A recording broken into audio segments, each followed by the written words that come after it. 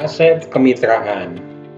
Aset kemitraan adalah aset kerjasama yang timbul dari perjanjian antara pemerintah dengan mitra, bisa badan usaha, pihak ketiga, atau investor yang mempunyai komitmen untuk melaksanakan kegiatan yang dikendalikan bersama dengan menggunakan aset dan atau hak usaha yang dimiliki. Dalam konteks pembangunan infrastruktur, aset kemitraan adalah salah satu strategi yang dikembangkan oleh pemerintah. Mengingat keterbatasan anggaran APBN, maka untuk pembangunan infrastruktur, pemerintah melakukan kerjasama dengan badan usaha yang kita kenal dengan istilah KPPU, kerjasama pemerintah dengan badan usaha atau Public Private Partnership.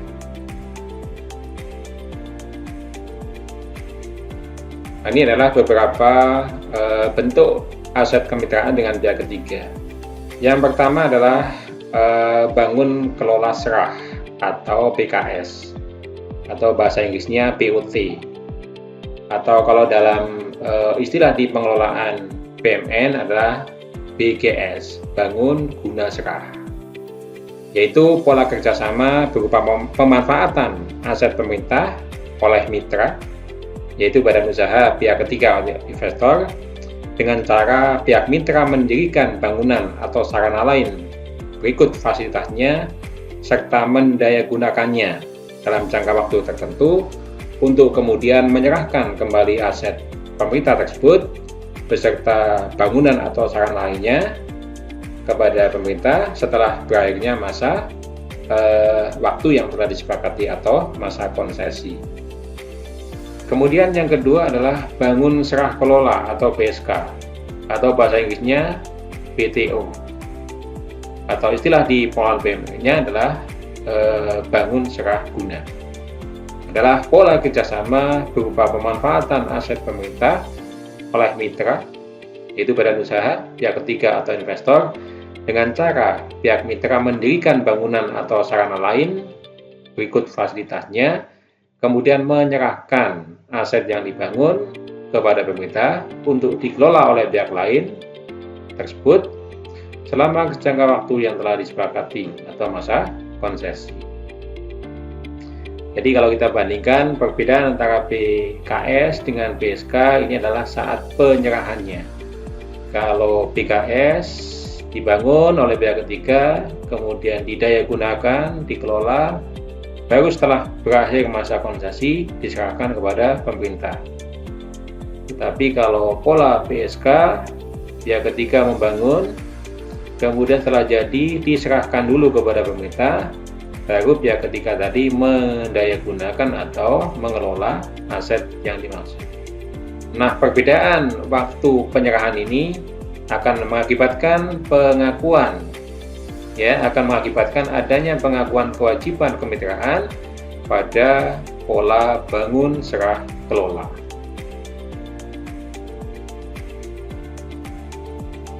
Kemudian ada juga kerjasama pemanfaatan atau KSP, yaitu pendayagunaan barang milik negara oleh pihak lain dalam jangka waktu tertentu dalam rangka peningkatan penerimaan negara bukan pajak dan sumber pembiayaan lainnya.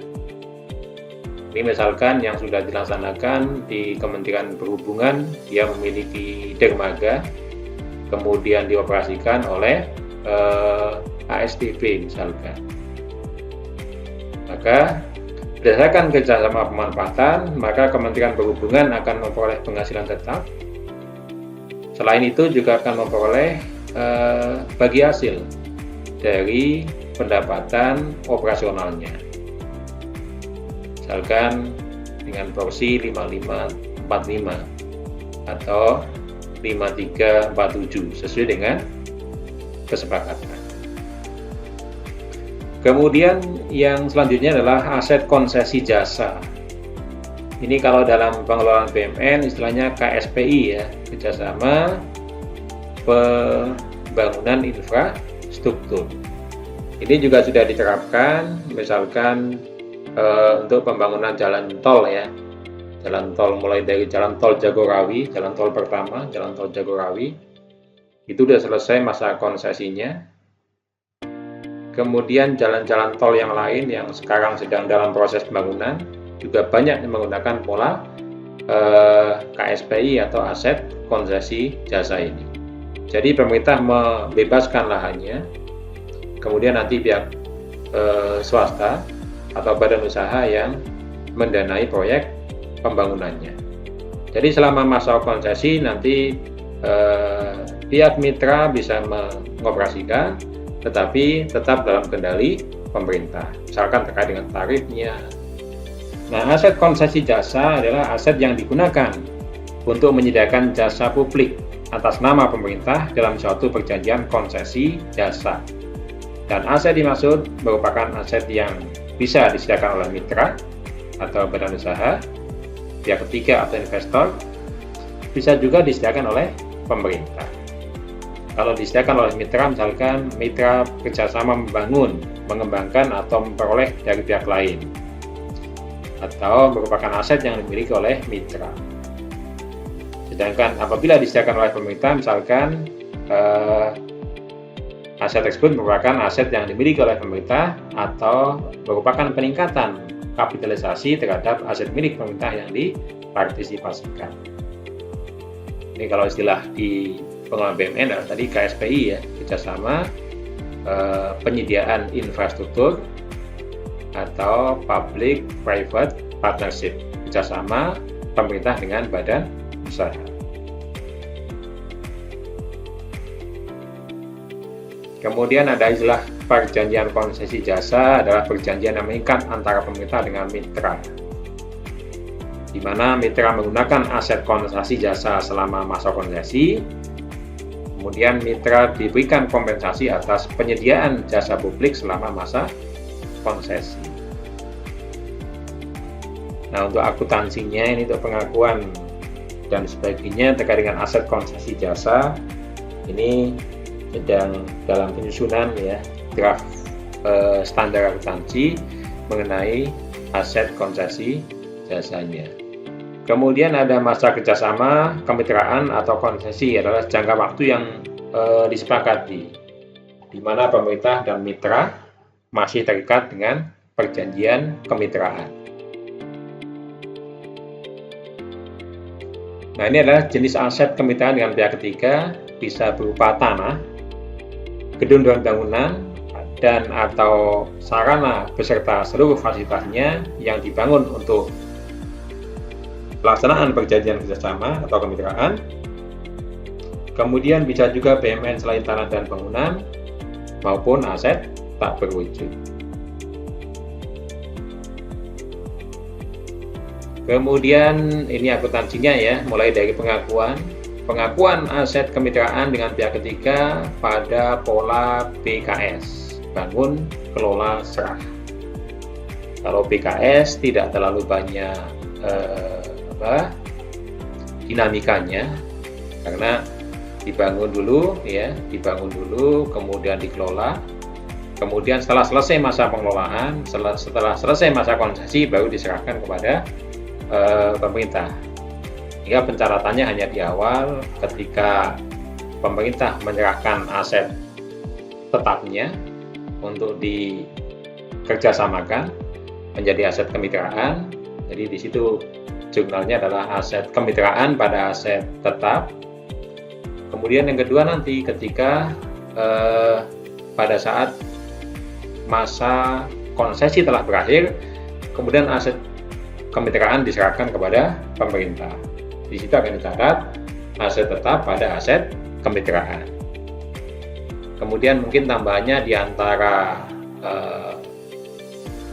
awal ya, penyerahan aset untuk dimitrakan, dan pada saat penyerahan setelah selesai masa kemitraan, di situ ada pengakuan pendapatan ya, ada pendapatan pemerintah, ada PNBP bagian dari aset kemitraan itu.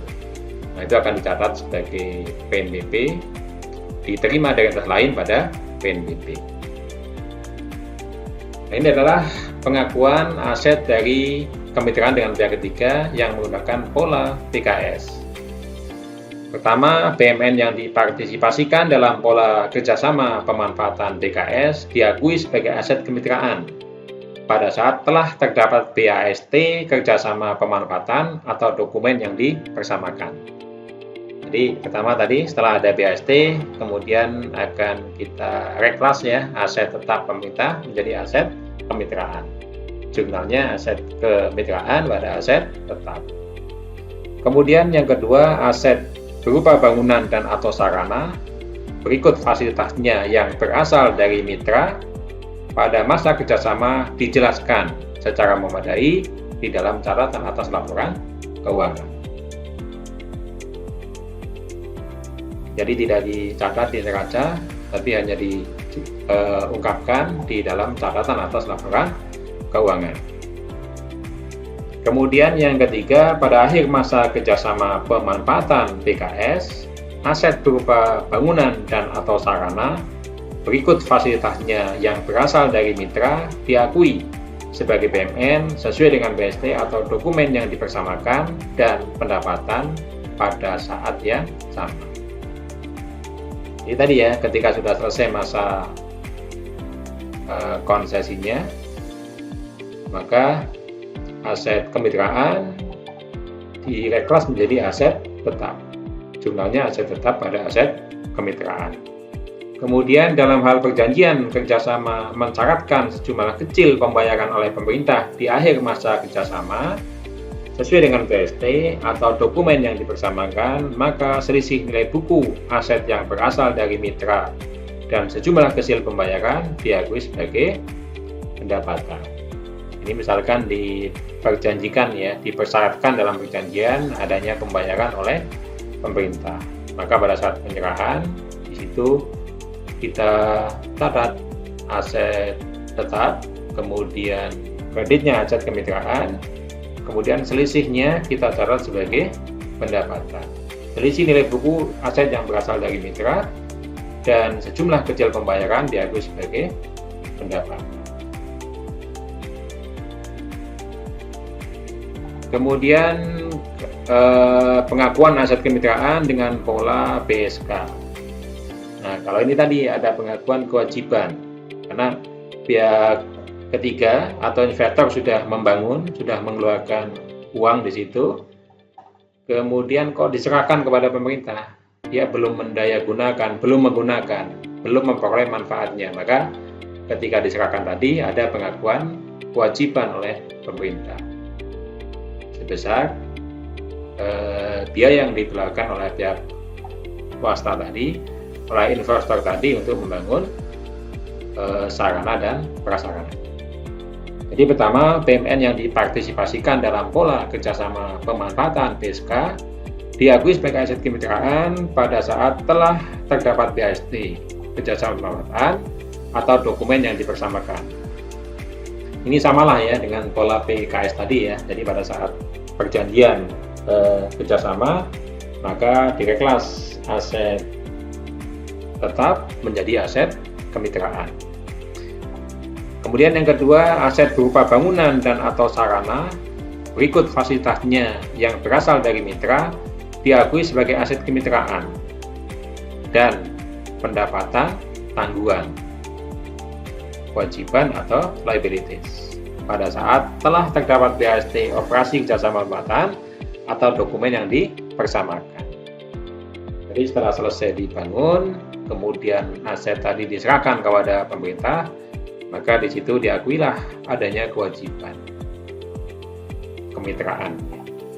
Jadi pada saat penyerahan diakui aset kemitraan dan kewajiban kemitraan. Kemudian pengakuan aset kemitraan dengan pihak ketiga yang menggunakan pola kerjasama konsesi jasa. Ini secara umum ya, mitra memperoleh hak konsesi dari pemerintah, kemudian mitra bertanggung jawab terhadap manajemen pengelolaan aset konsesi jasa dan penyediaan jasa publiknya, dan tidak hanya bertindak sebagai agen atas nama pemerintah. Kemudian terdapat pengaturan oleh pemerintah atas penetapan tarif. Jadi penetapan tarifnya tetap dikendalikan oleh pemerintah. Kemudian mitra diwajibkan untuk menyerahkan aset konsesi jasa kepada pemerintah pada kondisi yang ditentukan di akhir masa konsesi dengan sedikit atau tanpa imbalan tambahan, terlepas dari pihak yang awalnya membiayai aset konsesi jasa. Kemudian konsesi jasa merupakan perjanjian mengikat yang mencakup standar capaian layanan, mekanisme penyesuaian tarif, dan pengaturan untuk penyelesaian perselisihan. Nah, pada pola perjanjian konsesi jasa, pemerintah mengakui aset partisipasi mitra serta peningkatan kapitalisasi aset pada BUMN yang dipartisipasikan sebagai aset konsesi jasa jika memenuhi: pertama, pemerintah mengendalikan atau mengatur jenis jasa publik yang harus disediakan oleh mitra, kepada siapa jasa publik tersebut diberikan, serta penetapan tarifnya. Misalkan terkait dengan jalan tol ya, tarif jalan tol itu tetap kendali ada dalam pemerintah, kendali oleh pemerintah. Kemudian pemerintah mengendalikan, yaitu melalui kepemilikan, hak manfaat, atau bentuk lain setiap kepentingan signifikan atas nilai sisa aset di akhir masa konsesi. Nah, ini diterapkan pada aset yang digunakan dalam perjanjian konsesi jasa selama seluruh masa manfaat, selama umur aset, jika pemerintah mengendalikan atas mengatur jenis jasa publik yang harus disediakan oleh mitra, kepada siapa jasa publik tersebut diberikan, serta penetapan tarifnya. Kemudian aset konsesi jasa yang berasal dari aset partisipasi mitra menjadi BUMN ketika serah terima aset yang disertai dengan pengalihan status kepemilikannya kepada pemerintah. Kemudian dalam hal terdapat BUMN yang dipartisipasikan dalam perjanjian konsesi jasa dan memenuhi kondisi persyaratan pengakuan aset konsesi jasa, maka pemerintah melakukan reklasifikasi BUMN yang dipartisipasikan menjadi aset konsesi jasa. Kemudian pada akhir masa konsesi, aset konsesi jasa direklasifikasi menjadi aset tetap atau aset tak berwujud sesuai dengan karakteristiknya. Jadi ini yang samalah dengan tadi ya, yang pola BKS. Jadi pada saat atau pada akhir masa konsesi, kemudian ada penyerahan dari pihak mitra kepada pemerintah. Oleh pemerintah diakui sebagai aset tetap, direklas menjadi aset tetap. Kalau tadi aset kemitraan di pola BKS ya, aset kemitraan menjadi aset tetap. Kalau di sini aset konsesi jasa menjadi aset tetap. Oke, kemudian ini pengukurannya. Pada pola BKS, BUMN dicatat sebesar nilai bersih yang tercatat atau nilai wajar pada saat telah terdapat BAST atau dokumen yang dipersamakan. Kemudian aset dari mitra dijelaskan dalam CALK. Ini yang pola BKS. Kemudian pada pola BSK, BUMN dicatat sebesar nilai tercatat aset atau nilai wajar aset pada saat BAST atau dokumen yang dipersamakan. Kemudian aset dari mitra dicatat sebesar nilai wajar konstruksi bangunan dan atau sarana lain berikut fasilitasnya atau penambahan kapitalisasi aset pada BUMN yang dipartisipasikan sesuai dengan BAST atau dokumen yang dipersamakan. Ini yang lawannya diakui sebagai utang kemitraan. Kemudian pada pola konsesi jasa ini diukur sebesar nilai wajar, yaitu nilai konstruksi aset konsesi jasa atau peningkatan kapitalisasi aset pada BUMN yang sudah ada sesuai dengan dokumen laporan konstruksi, BAST operasional aset konsesi jasa atau dokumen yang dipersamakan. Kemudian BUMN yang dipartisipasikan direklasifikasi sebagai aset konsesi jasa sebesar nilai tercatat aset sesuai dengan BAST atau dokumen yang dipersamakan. Kemudian penyajian ini masuk dalam kelompok aset lainnya di neraca. Kemudian diungkapkan di catatan atas laporan keuangan meliputi deskripsi perjanjiannya, kontrak atau perikatan, kemudian ketentuan yang mempengaruhi perubahan nilai, periode, kepastian aliran uang di masa depan, serta hal-hal umum, pola kerjasama BKS, PSK, atau konsesi jasa. Kemudian ada perlakuan setelah perolehan aset kemitraan. Aset kemitraan yang mempunyai karakteristik aset untuk disusutkan atau diamortisasi, dilakukan perhitungan estimasi nilai penyusutan atau amortisasi aset secara sistematis selama umur ekonomi aset dimaksud, dan tidak dibatasi oleh masa konsesi. Kemudian pada akhir masa konsesi, aset kemitraan direklasifikasi ke dalam aset tetap atau aset tak berwujud. Reklasifikasi aset dimaksud diukur menggunakan nilai tercatat asetnya. Ini kalau dalam PMK 234 ya, perubahan dari PMK 225 tahun 2019, ini perlakuan setelah perolehan aset kemitraan ini ditiadakan. Kemudian kita lanjutkan ke aset lainnya yang ketiga ya, yaitu kas yang dibatasi penggunaannya. Kas yang dibatasi penggunaannya adalah uang yang merupakan hak pemerintah, namun dibatasi penggunaannya atau yang terikat penggunaannya untuk membiayai kegiatan tertentu dalam waktu lebih dari 12 bulan sejak tanggal pelaporan sebagai akibat dari ketetapan atau keputusan baik dari pemerintah maupun dari pihak luar pemerintah, misalnya pengadilan ataupun pihak luar lainnya. Jadi kas yang dibatasi penggunaannya ini tidak memenuhi definisi kas dan setara kas ya. Kalau kas dan setara kas kan siap untuk digunakan. Sedangkan kas yang dibatasi penggunaannya ini tidak bisa sembarang digunakan, hanya bisa digunakan sesuai dengan peruntukannya. Maka dia tidak memenuhi definisi kas setara kas. Contoh kas yang dibatasi penggunaannya misalkan kas dari dana reboisasi ya di Kementerian Kehutanan. Itu ada kasnya, tapi tidak bisa sembarang digunakan kecuali untuk keperluan terkait dengan penghijauan kembali hutan. Kemudian juga ada uang dari pungutan kepada pihak ketiga ya, potongan pihak ketiga.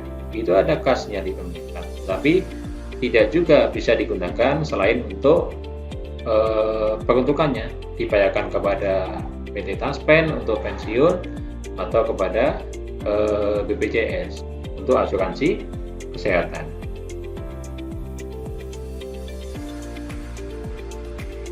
Nah, ini adalah jenis kas yang dibatasi penggunaannya. Pertama adalah ketika kas dan setara kas lainnya yang dikelola oleh KL telah dapat diidentifikasi sebagai dana yang dibatasi penggunaannya. Kemudian yang kedua, rekening lainnya yang dimungkinkan dibatasi penggunaannya antara lain rekening penampungan dana titipan, rekening penampungan dana jaminan, dan rekening penampungan sementara. Kemudian yang ketiga, perlakuan akuntansi atas saldo yang terdapat pada rekening lainnya. Pertama, pada kondisi terdapat saldo kas yang berdasarkan ketentuan masih belum atau tidak menjadi hak negara, maka pasangannya adalah beban yang masih harus dibayarkan. Ini masih ada kewajiban kepada pihak ketiga. Kemudian dalam kondisi terdapat saldo kas yang berdasarkan ketentuan masih belum atau tidak menjadi hak negara dan berdasarkan ketentuan masih akan dikembalikan kepada pemilik dana, maka jumlahnya adalah kas dan setara kas dengan pasangan adalah dana pihak ketiga. Untuk alasan kepraktisan, maka KL mengakui sebagai dana pihak ketiga.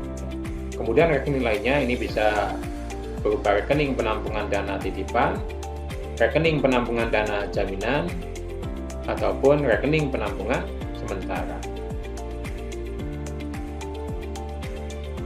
Kemudian pengakuan, pengukuran dan penyajian dan pengungkapannya untuk kas yang dibatasi penggunaannya. Pertama, pengakuan diakui pada saat kas disisihkan atau ditempatkan pada rekening tertentu untuk membiayai suatu kegiatan tertentu atau masih akan dikembalikan kepada pihak pemilik dana. Kemudian pengukurannya dicatat sebesar nilai nominal kas yang disisihkan atau ditempatkan pada rekening tertentu untuk membiayai suatu kegiatan tertentu atau masih akan dikembalikan kepada pihak pemilik dana. Kemudian penyajian atau pengungkapan ini disajikan di neraca sebagai aset lainnya, kemudian diungkapkan di CLK meliputi tujuan, dasar hukum, jenis, serta informasi lain yang relevan. Ini adalah kas yang dibatasi penggunaannya. Berbeda dengan dana cadangan ya. Dana cadangan itu masuk dalam pos tersendiri, bukan bagian dari aset lainnya.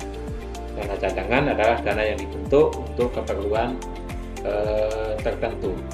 Biasanya disisihkan dari APBN.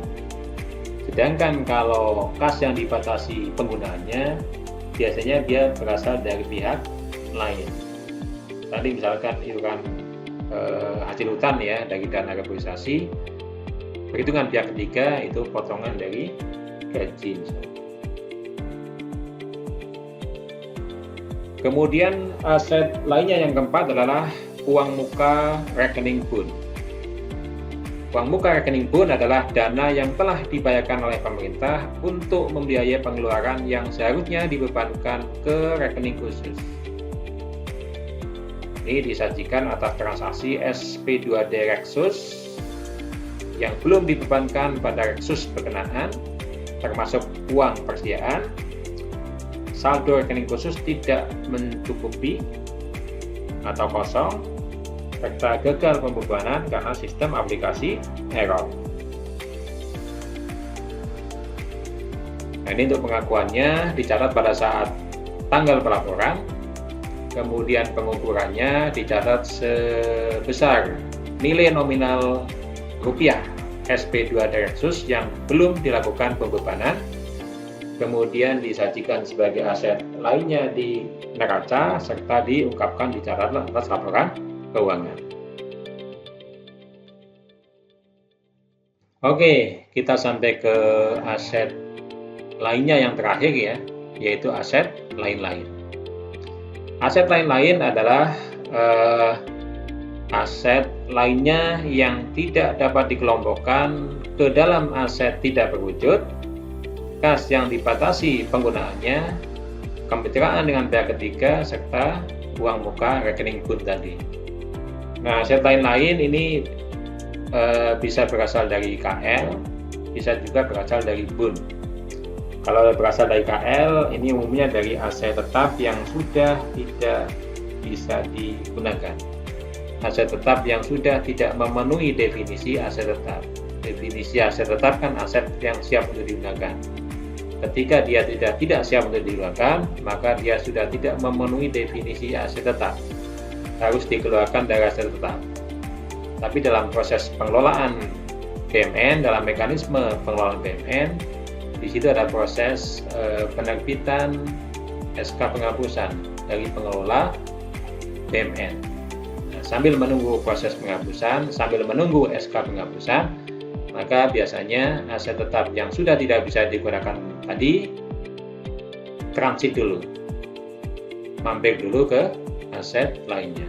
Jadi masuk dulu ke aset lainnya sambil menunggu proses terbitnya SK penghapusan. Nanti setelah SK penghapusan terbit, barulah bisa dikeluarkan dari neraca. Kemudian aset lain lain yang kedua ini yang berasal dari bun. Ini misalkan aset-aset yang ex BLBI dulu ya, jaminan BLBI. Kemudian aset-aset ex Chinese, aset-aset ex Tionghoa, aset-aset ex Pertamina ini juga masuk dalam aset lain-lain yang berasal dari BUN. Nah, ini jenisnya ya, jenis dan pengakuan aset lain-lain, aset tetap dan aset lainnya yang dimaksudkan untuk dihentikan dari penggunaan aktif pemerintah direklasifikasi menjadi aset lain-lain. Contoh, penghentian penggunaan aset tetap dan atau aset lainnya. Misalkan ATB, aset tak berwujud pemerintah, dapat disebabkan karena rusak berat, usang, dan atau aset tetap yang tidak digunakan karena sedang menunggu proses pemindah tanganan, proses penjualan, sewa beli, pengibahan, atau penyertaan modal. Nah, sementara sudah tidak memenuhi definisi aset tetap, ya, maka dipindahkan dulu, transit dulu di aset lain-lain. Kemudian yang kedua, aset lain-lain pada pemerintah pusat antara lain aset ex Pertamina, aset kontraktor kontrak kerjasama atau K3S, dan aset pada PT perusahaan pengelolaan aset. Ini aset-aset ex PLBI. Untuk pengakuannya, diakui pada saat dihentikan dari penggunaan aktif dan direklasifikasi menjadi aset lain-lain. Kemudian pengukurannya direklasifikasi ke aset lain-lain menurut nilai tercatatnya. Kemudian disusutkan mengikuti kebijakan penyusutan aset tetap. Jadi kalau masih dalam masa penyusutan, tetap dilakukan penyusutan. Kemudian penghapusan aset lain-lain paling lama 12 bulan sejak direklasifikasi kecuali ditentukan lain. Kemudian penyajiannya di aset lainnya di neraca, kemudian diungkapkan di CLK meliputi faktor yang menyebabkan penghentian penggunaan, kemudian jenis aset tetap yang dihentikan penggunaannya, dan informasi penting lainnya. Nah, ini data LKPP ya, dari total aset pemerintah sebesar 10.467 miliar, ini sebesar 967 triliunnya atau sekitar ya hampir 10% lah ya, ini berupa aset lainnya. Nah, ini aset Kementerian Lembaga ketiga, ini yang paling besar ada di Kementerian PUPR, kemudian Kementerian Pertahanan, dan Kementerian Perhubungan. Kemudian ini aset tak berwujud ya, sudah kita bahas di video sebelumnya. Ada hak cipta sampai aset tak berwujud dalam pengerjaan. Kemudian dana yang dibatasi penggunaannya ini meliputi cadangan dana reboisasi, kemudian dana subsidi atau public service obligation, kemudian ada dana lainnya, kemudian dana perhitungan pihak ketiga, serta kas besi di perwakilan RI di luar negeri. Kemudian termasuk juga dalam aset lainnya adalah dana penjaminan dan dana kelolaan. Dana penjaminan ini misalkan dana penjaminan pada KL serta dana penjaminan pada BUN. Ini biasanya terkait dengan proyek-proyek yang memiliki resiko tinggi, yang mana pihak mitra atau badan usaha memerlukan jaminan dari pemerintah. Maka ada dana penjaminan yang masuk dalam aset lainnya ini. Kemudian ada juga dana kelolaan pada badan layanan umum. Ini misalkan pada PLU Pusat Pembiayaan Perumahan, kemudian Pusat Pembiayaan Pembangunan Hutan, kemudian LPDB ya, Lembaga Pengelola Dana Bergulir UMKM, kemudian BLU Elman, kemudian ada BLU PIP, serta BLU LPM UKP. Kemudian aset lain-lain tadi saya sampaikan ada aset lain-lain di KL, ini aset tetap yang sudah dihentikan dari penggunaan aktifnya dan mau akan dihapuskan. Kemudian aset lain-lain pada BUN, ini tadi contohnya aset-aset X Pertamina, kemudian aset X BLBI ya yang dikelola oleh perusahaan pengelola aset. Kalau kita lihat jumlah brutonya 671 dengan dominan ada di aset lain-lain pada BUN, tapi penyusutannya sudah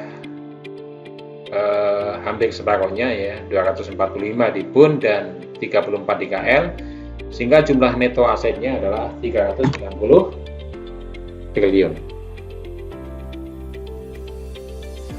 Nah ini aset lain-lain pada BUN 09903 ini investasi pemerintah ya. Kemudian aset lain pada BA BUN 9999. Kemudian ada lagi aset lainnya dari unit pemerintah lainnya. Ini antara lain di aset-aset di Yayasan TMI, kemudian Otorita Asahan, Yayasan Gedung Veteran, kemudian di Basnas, Badan Wakaf Indonesia, SKK Wigas, Bapektarum PNS, OJK, serta BPKH. Baik, ini jurnalnya ya, jurnal standarnya untuk BSK. Tadi kalau BSK kan bangun, serah, kelola ya. Jadi setelah dibangun, diserahkan dulu kepada pemerintah, kemudian baru dikelola. Ini ada pengakuan utangnya di situ. Tapi sebelumnya pada saat diserahkan aset pemerintah untuk dikerjasamakan, jurnalnya pertama adalah kemitraan dengan pihak ketiga pada aset tetap. Ya, ini pada saat perjanjian, tanda tangan kontrak, pemerintah menyerahkan aset tetapnya untuk dikerjasamakan, maka jurnalnya adalah reklasifikasi dari aset tetap menjadi aset kemitraan. Kemitraan dengan pihak ketiga pada aset tetap. Yang kedua adalah setelah selesai dibangun. Kemudian ada BHST atas aset yang dihasilkan. Maka kita catat aset kemitraan dengan pihak ketiga pada utang kemitraan. Kemudian yang ketiga, pada saat utang kemitraan dibayar oleh Satker Pengelola Aset Kemitraan. Ini dicatat sebagai utang kemitraan pada ditagihkan ke entitas lain, serta di jurnal kasnya diakui belanja modal pada ditagihkan ke entitas lain. Kemudian apabila selama masa operasi ada pendapatan yang diterima, maka dicatat sebagai PNBP. Di jurnal kasnya diterima dengan selain pada pendapatan PNBP LRA, kemudian di jurnal aktualnya diterima dengan selain pada pendapatan PNBP LO. Kemudian nanti pada saat masa kemitraannya berakhir, maka di jurnal aktual akan diakui adanya aset tetap dengan mengkredit aset kemitraan dengan pihak ketiga. Kemudian yang kedua, jurnal standar pada pola BKS. Ini diakui pertama pada saat tanda tangan kontrak, sama dengan pola BSK tadi, jadi reklas ya dari aset tetap menjadi aset kemitraan dengan pihak ketiga. Kemudian yang kedua, selama masa operasi ada pendapatan, sama juga dengan pola BSK tadi, diakui sebagai PNBP baik di jurnal kas maupun di jurnal akrual. Kemudian yang ketiga, pada saat penyerahan aset setelah selesai masa perjanjian, maka dicatat aset tetap pada kemitraan dengan pihak ketiga. Sama juga dengan jurnal di pola BSK. Jadi bedanya antara BKS dengan BSK tadi, kalau kita bandingkan pada pola BSK, di situ ada pengakuan utang kemitraan. karena asetnya sudah kita terima. Sedangkan di pola BKS itu tidak ada, karena penyerahannya nanti setelah selesai masa konsesinya, setelah pihak swasta memperoleh manfaat dari aset yang dibangunnya. Kemudian untuk kas yang dibatasi penggunaannya, ini reklas saja ya, dari kas dan secara kas menjadi kas yang dibatasi penggunaannya. Kemudian untuk aset lain-lain, ini juga sama, reklas saja, dari aset tetap kita kredit, kita munculkan di debitnya aset lain-lain. Kemudian akumulasi penyusutannya, kita debit akumulasi penyusutan aset tetap dan kita kredit akumulasi penyusutan aset lainnya. Penghapusan aset lain-lain. Jadi kalau SK penghapusannya sudah diterbitkan, sudah diterima, maka kita bisa menghapus. Kita bisa mengeluarkan aset lainnya yang ada di neraca dengan cara kita mengkreditkan aset lain-lain, kemudian kita debit akumulasi penyusutan aset lainnya. Kalau ada selisih antara nilai buku dengan misalkan kita jual harga penjualan dengan nilai penjualan, maka kita catat sebagai surplus atau defisit kegiatan non operasional. Baik, demikian tadi penjelasan singkat ya mengenai akuntansi aset lainnya yang meliputi pertama dulu sudah kita bahas aset tak berwujud. Yang kedua tadi aset kemitraan, kemudian kas yang dibatasi penggunaannya, kemudian uang muka rekening pun, dan yang terakhir aset lain-lain. Semoga yang kita sampaikan tadi bermanfaat. Sampai jumpa pada video selanjutnya. Terima kasih dan Assalamualaikum warahmatullahi wabarakatuh.